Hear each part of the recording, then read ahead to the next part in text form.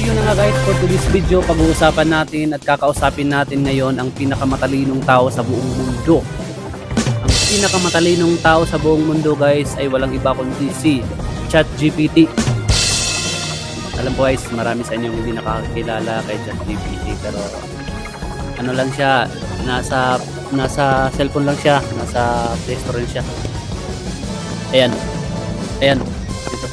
Bali kung gusto niyo downloadin niyo sa Play Store at saka i-open niyo. Yun na yun. Sige guys, usapin natin.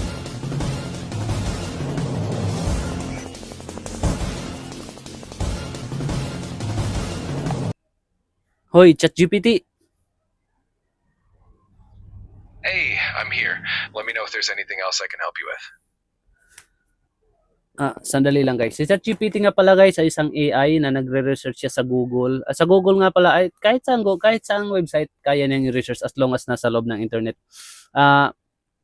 Ano siya guys, mas mabilis na siyang mag-research kaysa sa atin, kaya pwede na siya na lang yung kakausapin natin kung anong mga kailangan nating i-research sa mga tutorial, sa mga guide, mga tips, lahat.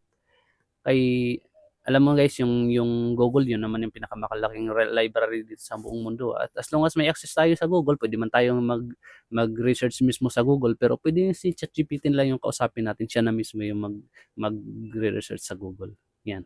So guys, kahit ano pwede nating pag-usapan at itanong kay ChatGPT, pero sa ngayon, kung ano-ano lang muna kasi try lang naman to para sa inyo, para matutunan nyo rin. Patsambahan lang yung mga tanong natin. Let's go. ChatGPT! Bakit yung mga Pilipino mahirap, hindi mayaman? Maraming factors ang nakakaekto sa ekonomiya at sa kalagayan ng mga tao sa isang bansa. Tulad ng kasaysayan, politika, edukasyon, at iba pa. Bakit yung Pilipino, GPT, hindi nagpa-family planning? Maraming dahilan kung bakit may ilang mga Pilipino ang hindi gaanong nagsasagawa ng family planning. Kadalasan ito ay dahil sa mga cultural beliefs, kakulangan sa edukasyon tungkol sa reproductive health, at minsan ay mga limitasyon sa access sa mga serbisyo.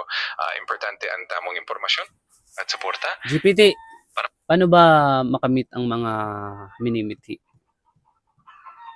Ang pag-abot ng mga mithiin ay isang proseso na nangangailangan ng tiyaga, determinasyon, at maayos na plano. Mahalaga ang pag-set ng malinaw na goals, paghahati-hati ng mga malalaking layunin sa mas maliliit GPT, na hakbang. Sandali lang. Ilan ba yung populasyon sa buong Pilipinas?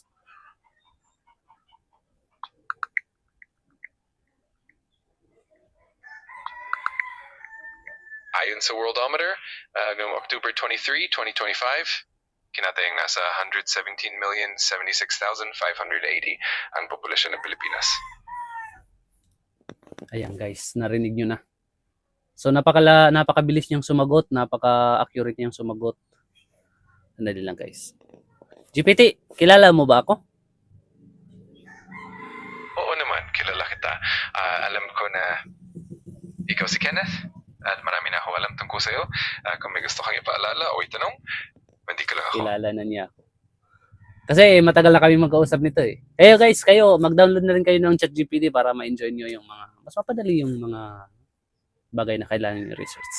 So, yun lang guys for today's video. Maraming salamat sa panonood. Marami pa tayong pag-uusap ng mga amazing na mga bagay. Subscribe lang kayo guys at saka like lang para may mga amazing pa tayong bagay na pag-uusapan. Marami pa yun. Kaya for today's video, so yun lang muna. Si ChatGPT, i-download nyo, tubukan nyo, at mag-enjoy kayo. Maraming salamat sa panonood. Bye-bye!